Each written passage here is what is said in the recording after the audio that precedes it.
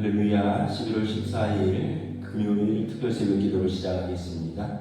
사도신경으로 우리의 신앙을 고백합니다. 나는 전능하신 아버지 하나님 천지의 창조주를 믿습니다.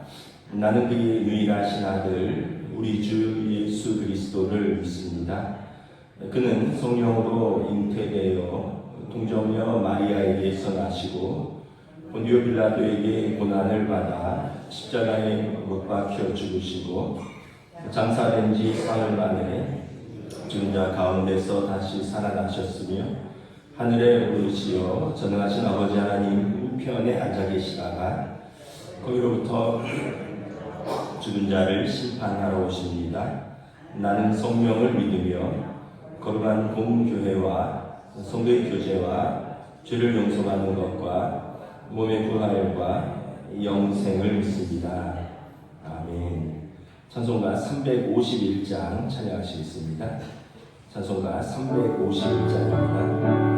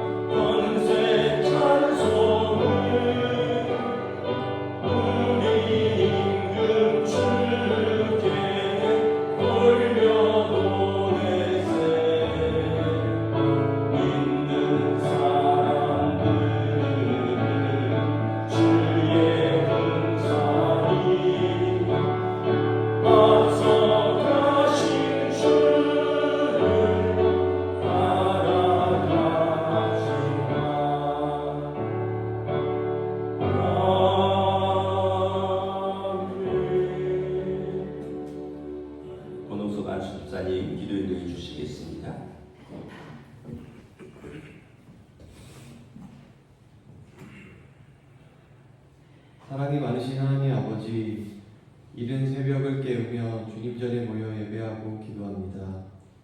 특별히 축의 특별 새벽 기도로 나아가오니 주여 저희들의 예배를 기뻐 흥명하여 주옵소서. 하나님의 마음이라는 주제로 말씀을 듣고 묵상하며 저희들의 삶을 되돌아봅니다. 부족한 저희들은 나의 마음과 나의 소원과 나의 문제와 나의 필요를 위해서 기도하고 바라고 소망하고 있지는 않은지요. 저희들의 시선을 들어 하나님의 마음은 어디로 향하고 계신지 묻는 참된 성도 되게 하옵소서. 악한 세대 가운데 마음과 뜻을 정하지 못하여 방황하는 영혼들이 많이 있음을 봅니다. 먼저 믿은 저희들이 여호와의 낯을 피하던 요나가 되지 않게 하시고 하나님 앞에 간절히 부르짖고 선포했던 요나가 되게 하시고 하나님의 구원의 역사에 동참하게 하옵소서. 말씀 전하시며 기도로 더욱 힘쓰시는 박인성 목사님을 강건하게 붙잡아 주시고 성령 충만함으로 주의 말씀을 전하게 하옵소서. 이 시간 여기 모인 우리가 말씀을 듣고 결단하며 기도하는 것이 절대 헛되지 않고 하늘의 보화로 쌓이며 이 땅에 귀한 유산으로 남길 믿사오며 살아계신 주 예수님 이름으로 기도드립니다.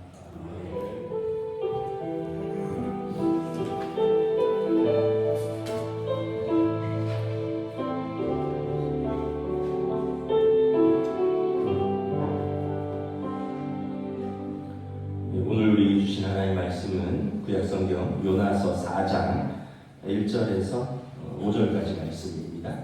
요나서 4장 1절에서 5절까지 말씀입니다. 구약성경 1289페이지 요나서 4장 1절에서 5절 저와 여러분들이 한 절씩 교독합니다. 요나가 매우 싫어하고 성내며 여호와께 기도하여 이르되 여호와여 내가 고국에 있을 때에 이러하겠다고 말씀하지 아니하리이까?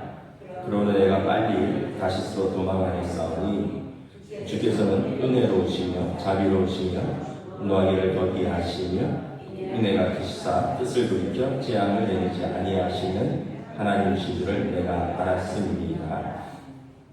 여호와여 원하건대 이제 내 생명을 거두어 가소서. 사는 것보다 죽는 것이 내게 나음이니이다 하니 여호와께서 이르시되 내가 성낸 것이 옳으냐 하시니라. 함께 읽습니다. 요나가 성읍에서 나가서 그 성읍 동쪽에 앉아 거기서 자기를 위하여 초막을 짓고 그 성읍에 무슨 일이 일어났는가를 보려고 그 그늘 아래에 앉았더라. 아멘. 할렐루야.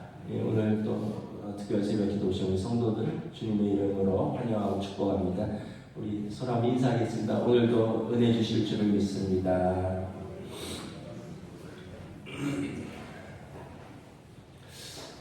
우리가 요나서 말씀을 한 주간 보고 있는데요. 시시각각 변하는 요나의 모습을 볼 수 있습니다. 요나서 1장에서는 고집세고 그래서 불순종하는 요나의 모습을 볼 수 있습니다. 요나서 2장에서는 도망가다가 하나님 앞에 잡혀서 물고기 뱃속에서 회개하는 요나의 모습을 볼 수 있습니다. 요나서 3장에서는 하나님의 말씀에 순종해서 니느웨를 다니면서 열심히 복음을 전하는 요나의 모습을 볼 수 있습니다. 근데 오늘 요나서 4장에 보면 시작부터 요나가 화가 났습니다. 대단히 화가 났습니다. 1절에 보면 요나가 매우 싫어하고 성을 냅니다. 대상은 하나님께 지금 성을 내는 겁니다. 이유는 하나님이 니느웨를 심판하지 않아서 그렇습니다. 그래서 이제 2절부터 이렇게 3절 뭐 이런 말씀을 제가 대화식으로 좀 풀어보면 2절에 상반절에 내가 고국에 있을 때 하나님께서 니느웨를 심판하시겠다고 말씀하지 않으셨습니까? 그런데 왜 뜻을 돌이키사 니느웨의 심판을 내리지 않는 것입니까? 니느웨 사람들이 왕부터 백성까지 사람부터 짐승까지 회개해서 하나님께서 그들을 불쌍히 여기신다고요? 예, 그렇습니다. 하나님께서는 은혜로우시고요 자비로우시며 노하기를 더디하시며 은혜가 크시사 뜻을 돌이켜 재앙을 내리지 아니게 하시는 좋으신 하나님이시니 그러시겠죠. 그래서 제가 처음부터 니느웨로 안 가고 다시스로 간 건 아닙니까? 그런데 저 악인들이 망하지 않고 사는 꼴을 보라고 다시스로 가는 저를 잡아서 여기에 다시 데려다 놓으신 겁니까? 3절에 이제 저를 죽여주십시오. 악인이 니느웨 사람들이 사는 꼴을 보느니 차라리 제가 죽는 게 낫겠습니다. 저를 심판하십시오. 1, 2, 3절을 제가 좀 대화식으로 풀어봤는데 지금 요나는 하나님의 뜻이 마음에 들지 않는 것입니다. 하나님께 따지고 화를 내고 있습니다. 뭔가 이렇게 기시감이 있는 풍경이죠. 기시감이라는 것은 이제 어디서 본 것 같은 느낌을 말하죠. 데자뷰라고. 어디서 보았습니까? 누가복음 15장에서 탕자의 비유에서 큰아들이 아버지에게 화를 내는 장면하고 똑같습니다. 작은 아들이 돌아왔을 때 큰아들은 밖에서 일을 하고 있었어요. 근데 집에 들어오는데 막 음악 소리가 들리고 춤추는 소리 같은 게 들리고 고기 굽는 냄새가 나고, 그래서 종을 불러서 묻습니다. 집안에 무슨 일이 있느냐 그랬더니 당신의 집 나갔던 동생이 돌아왔는데 당신 아버지께서 기뻐서 지금 송아지를 잡고 동네 사람들 다 불러서 잔치하고 있는 것입니다. 큰아들이 화가 나서 집에 안 들어가는 거예요. 날이 저물었는데 큰아들이 안 들어오니까 물어보니까 지금 밖에서 화가 나서 혼자, 예를 들면 혼자서 막걸리를 마시고 있는 거예요. 그래서 아버지가 나가서 큰아들을 달랩니다. 그랬더니 큰아들이 이렇게 아버지한테 화를 냅니다. 내가 여러 해 아버지를 섬겨 명을 어김이 없거든 아버지는 내게 염소 새끼라도 주어서 나와 내 보스로 즐기게 하신 일이 있습니까? 그런데 아버지의 살림을 창녀들과 함께 삼켜버린 저 둘째를 위해서는 살찐 송아지를 잡으셨네. 저 녀석이 뭘 그렇게 잘했습니까? 아버지는 늘 저에서 편만 듭니다. 아버지가 큰아들에게 말하죠. 얘야 화내지 말아라. 그래도 남아있는 건 다 너 것 아니야. 너도 알다시피 네 동생은 죽은 줄 알았는데 이렇게 살아 돌아왔으니 아버지 내가 얼마나 기쁘겠느냐. 형은 너도 기쁘지 않느냐. 그랬더니 예 아버지는 은혜로우시고요 자비로우시고요 노하기를 더디하시고요 은혜가 크신 분이니까 그렇겠죠. 저는 그렇게 기쁘지 않습니다. 아버지 도와서 이제 일 안 하고요 저도 저 녀석처럼 뺀질거리면서 놀랍니다. 지금 분노하면서 하나님께 따지는 요나의 모습은 탕자의 비유에서 분노하며 하나님께 따지는 아버지께 따지는 큰아들과 같은 모습입니다. 요나나 큰아들이나 지금 하나님께 아버지께 분노하는 이유는 아버지의 뜻보다는 자기 뜻이 관철되지 않기 때문에 그렇습니다. 자기 의 때문에 그렇습니다. 요나도 자기 의가 하나님께 화를 내고 있고요. 큰아들도 자기 의로 아버지께 분노하고 대들고 있는 것입니다. 우리가 신앙생활하면서 특별히 주의해야 될 것이 두 가지가 있다고 생각을 합니다. 첫째는 자기 본위의 신관입니다. 자기 중심으로 하나님을 인식하는 것입니다. 요나가 인식하는 하나님은 유대인만의 하나님이고 이방인의 하나님이 되어서는 안 되는 하나님입니다. 유대인은 구원하시고 이방인은 심판하시는 하나님이셔야 됩니다. 심지어 니느웨는 유대 국가와 이스라엘과 적대 국가입니다. 그래서 하나님이 그 니느웨를 말씀하신 대로 심판해야지 공의로우신 하나님이고 그래야 우리의 하나님이신 것입니다. 그러니까 요나는 하나님을 자기 본위로 자기 편한 대로 인식하는 것입니다. 우리도 혹시 자기 본위로 하나님을 인식하지는 않습니까? 내가 생각하는 하나님은 이런 분이셔요. 내가 기대하는 하나님은 이런 분이셔. 그래서 하나님을 나한테 이렇게 해주셔야 돼. 하나님은 다른 사람에게 저렇게 하셔야 되고 우리가 하나님을 이렇게 정의하고 저렇게 판단하고 그런다는 거죠. 그렇다면 여러분 제 10계명의 제 3계명 내 하나님을 망령되이 일컫지 말라라는 그 계명을 위반하는 것입니다. 성경에서 하나님은 세상을 창조하신 창조의 하나님이십니다. 반면에 우리는 한계가 분명한 피조물입니다. 토기장이가 토기를 만들었는데 토기가 왜 나를 이렇게 만들었느냐고 왜 나를 이렇게밖에 쓰지 않느냐고 항의할 고난이 없다라고 성경은 말합니다. 피조물인 우리가 창조해 주신 하나님께 왜 세상을 이렇게 통치하시냐고, 왜 세상을 이렇게 간섭하시냐고, 왜 나한테는 이렇게 대하시냐고 우리가 화를 낼 수는 없다는 거예요. 물론 우리의 뜻과 하나님의 뜻이 다를 때가 있습니다. 그럴 때 우리의 뜻을 하나님의 뜻에 순종하는 연습을 하는 것이 필요합니다. 이것이 자기 부인과 자기 십자가를 지는 것이 주님의 좋은 제자가 되는 훈련의 방법입니다. 내 뜻을 하나님께 순종시키는 것, 내 뜻과는 하나님의 뜻이 다른 것 같지만 하나님의 뜻이 더 깊고 더 높고 더 크고 더 넓기 때문에 하나님의 선하심을 믿고 내가 순종하는 이런 훈련을 해야 됩니다. 두 번째는 자기 본위의 신앙생활입니다. 요나는 자기는 물고기 뱃속에 있을 때 구원받기를 간절히 원했습니다. 요나서 2장에 보면 하나님 앞에 얼마나 절실하게 기도합니까? 그런데 니느웨 사람들이 심판에서 구원받는 것에 대해서는 마땅치가 않습니다.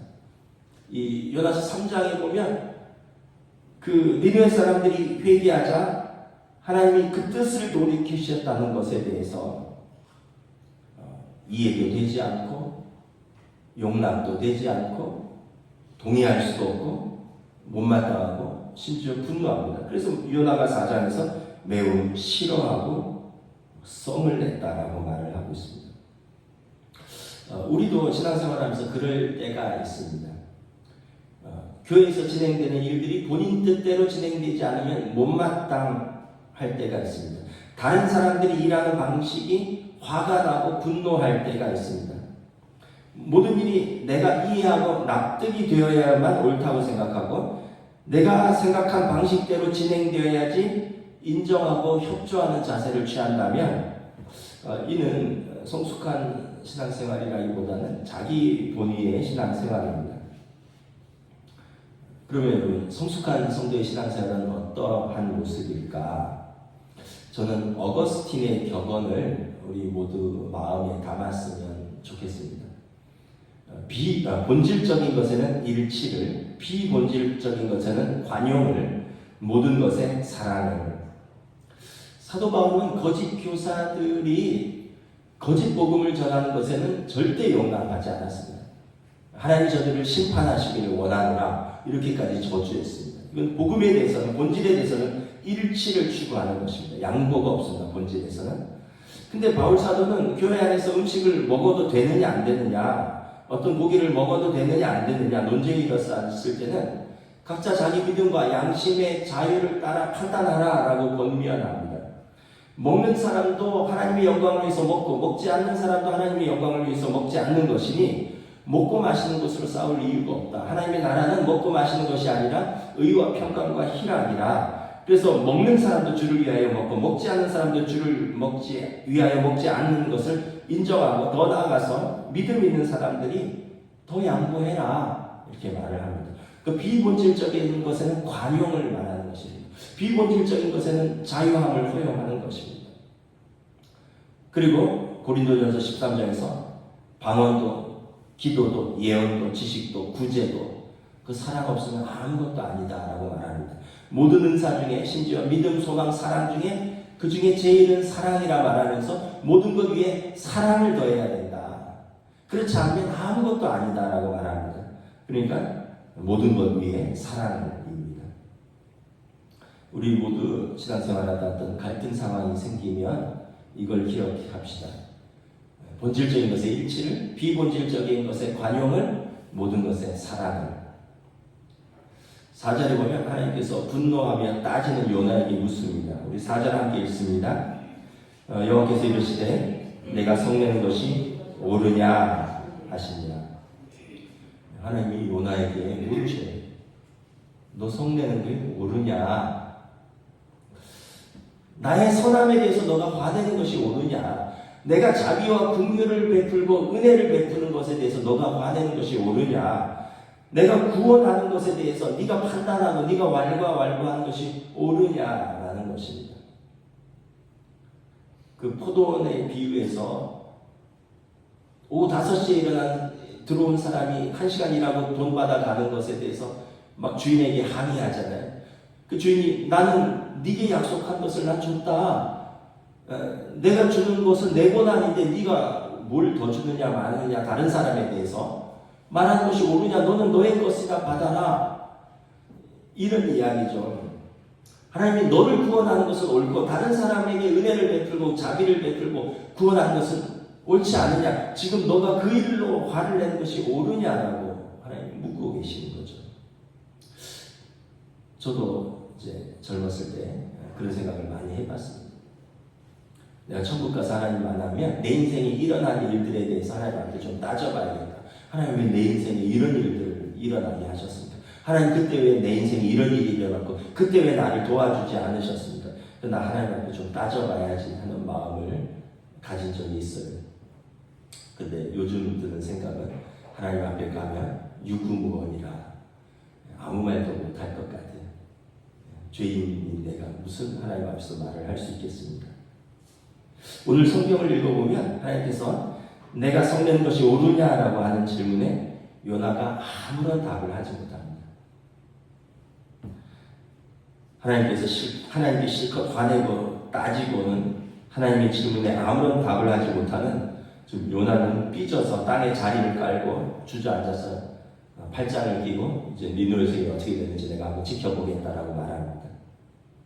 우리 5절 우리 함께 공동합니다. 요나가 성읍에서 나가서 그 성읍 동쪽에 앉아 거기서 자기를 위하여 초막을 짓고 그 성읍에 무슨 일이 일어났는가를 보려고 그 그늘 아래에 앉았더라. 지금 요나는 성을 나갔어요. 사명의 자리를 이탈했습니다. 그리고 성 밖에서 니는 어떻게 잘 되나 한번 내가 보긴 하겠다 이러고 높은 곳에서 자기를 위하여 초막을 하나 짓고 지금 거기 주저앉아 있습니다. 왜 요나의 상태가 이렇게 되었을까? 제가 개인적으로 묵상한 이유는 두 가지입니다. 첫째, 요나는 지금 육신이 너무 피곤합니다. 그 요나의 여정을 우리가 지금 1, 2, 3장 쭉 보았잖아요. 보시면 다시스로 가는 배를 타다가 풍랑을 만나서 며칠을 고생합니다. 엄청난 배멀미를 하는 거죠. 그러다가 이제 물고기 뱃속에서 3일을 또 갇혀 있었습니다. 태어나서 생전 처음 해보는 그 트라우마를 경험하는 겁니다. 엄청난 그런 고통과 절망을 경험한 상태죠. 그리고 거기서 나와서는 지금 이스라엘에서 니느웨 성까지 885km를 장거리 여행을 했습니다. 뭐 당나귀를 타고 갔든지 뭐 말을 타고 갔든지 어마어마한 거리를 여행을 한 겁니다. 그리고 니느웨 성에 도착해서는 하루 종일 니느웨 성을 돌아다니면서 하나님의 심판을 예언한 상태입니다. 지금 요나는 엄청난 강행군 가운데 육적으로 너무 피곤한 상황입니다. 그런데 자기가 기대한 대로 상황이 흘러가지 않으니까 그 육신의 피곤함과 탈진과 정신적인 낙심과 실망과 영적인 침체가 한꺼번에 온 것입니다. 영적으로 완전히 냉담 상태에 빠진 것입니다. 열왕기상에 보면 엘리야가 그랬습니다. 갈멜산에서 아합과 이세벨 그 두 사람이 후원하는 거짓 선지자 850대 1과 그렇게 용맹하게 영적 전쟁을 싸웠습니다. 그리고 나서 완전히 기진맥진했는데 왕비 이세벨이 자기를 죽이겠다고 자기를 찾으면서 지명수배 내비니까 유대의 한 광야로 돌아가서는 도망가서는 한 로뎀 나무 아래에서 하나님 앞에 풀려갑니다. 하나님 다 죽었어요. 나만 남았습니다. 나도 죽여주세요. 이게 무슨 의미가 있습니까? 하나님이 엘리야를 3일을 푹 재우고요. 까마귀를 통해서 음식을 공급하시고 물을 먹이시고 재우십니다. 그리고 또 따끔하게 너만 남았다고 7,000명이나 더 있어. 바알에게 무릎 꿇지 않은 사람 7,000명이나 더 있어. 일어나서 다시 사명의 자리에 서라고 합니다. 일단은 엘리야도 영적으로 굉장히 낙심한 이유 중에 하나가 육적인 탈진입니다. 우리의 몸과 영과 혼과 육이 다 연결되어 있습니다. 우리 영혼이 피곤하여 낙심하지 않기 위해서 하나님이 주신 우리의 모든 것을 잘 건강하게 관리해야 됩니다. 몸도 잘 관리해야 됩니다. 여러분, 학생들이 피곤하면 학교 가면 어떻게 눈부터 감죠. 수업 시간에 눈부터 감아요. 성도들도 주일날 예배를 드리기 위해서 토요일을 잘 관리해야 돼. 토요일 밤늦게까지 달리면 어떻게 돼요? 주일날 오시면 눈부터 감습니다. 제가 어제 저녁부터 갑자기 목감기가 온 거예요. 목이 아프고 그래서 자기 전에 약을 먹고 자거든요. 아침에 4시 반에 일어났는데 어질어질하고 일어나기 힘든 거예요. 그래서 마음에 드는 생각이 이거 언제 끝나나, 하루 남았다, 이틀 남았다 이런 생각이 드는데 이게 일단 몸의 컨디션이 떨어지니까 모든 게 벌써 이렇게 지치고 또 정신이 영향을 받고 영적으로도 영향을 받습니다. 그래서 여러분, 건강한 신앙생활을 위해서 건강한 생활을 유지하도록 잘 관리를 해야 됩니다. 여러 가지가 영적 침체에 영향을 미치지만 그 중에 하나가 몸의 건강이라는 사실을 제가 다시 한번 오늘 본문을 통해서 요나를 묵상하면서 제가 다시 한번 깨닫습니다. 두 번째, 요나는 시험에 빠졌습니다. 몸도 피곤한데 시험에 빠졌어요. 시험에 빠지니까 방관자의 자세를 취합니다. 어제까지 사명의 자리에서 뛰고 걷고 큰 소리로 외치면서 열심히 사역하다가 지금 피곤하고 낙심하고 화가 난 나머지 지금 성 밖으로 나가서 팔짱 끼고 앉아가고 이 성 어떻게 되는지 잘 되나 한번 두고 봅시다, 이런 마음으로 지금 앉아있는 거예요. 지금 시험에 빠지니까 만사가 다 귀찮아 보입니다. 5절에 보면 사명의 자리를 떠났고요, 성 동쪽의 높은 곳에 자기를 위하여 초막을 짓고 어떻게 되는지 한번 지켜보자. 사명자가 시험에 빠지니까 방관자가 되는 것입니다. 우리도 비슷하지 않습니까? 신앙생활 열심히 하다가 시험에 빠지면 방관자가 됩니다. 그렇게 열심히 하다가 시험에 빠지면 갑자기 아무것도 하기가 싫어져요. 그러면서 그럼 어떻게 되나 두고 보자. 나 빠지고도 잘 되는지 보자. 그럼 저 사람은 어떻게 하는지 두고 보자. 나 없이도 어떻게 되나 한번 두고 보자. 이런 마음으로 주저앉게 되는 것입니다. 이때를 극복해야지 여러분 영적으로 한 단계 성장하고 성숙할 수 있습니다. 누구나 영적으로 피곤할 때가 있고 누구나 영적으로 시험될 때가 있습니다. 그런데 그때를 극복하는 것이 중요합니다. 이게 여러분 영적 발돋움입니다. 그래야지 성장하고 그래야지 성숙합니다. 요나가 어떻게 극복할까요? 내일 말씀드리겠습니다. 내일 본문이니까 말씀을 마치겠습니다. 요나의 분노는 합당하지 않은 분노입니다. 자기 본의의 하나님 인식, 자기 본의의 신앙생활의 결과입니다. 요나의 육신의 피곤함과 탈진은 영적 낙심과 영적 침체로 이어집니다. 하나님이 주신 우리 삶의 모든 부분을 우리가 건강하고 균형 있게 잘 관리해야지 영적으로도 침체되지 않습니다. 무엇보다 시험에서 오는 영적 침체에 빠질 때 믿음으로 다시 일어설 수 있도록 힘써야 합니다. 그때 하나님께서 도와주십니다. 기도하겠습니다. 이 시간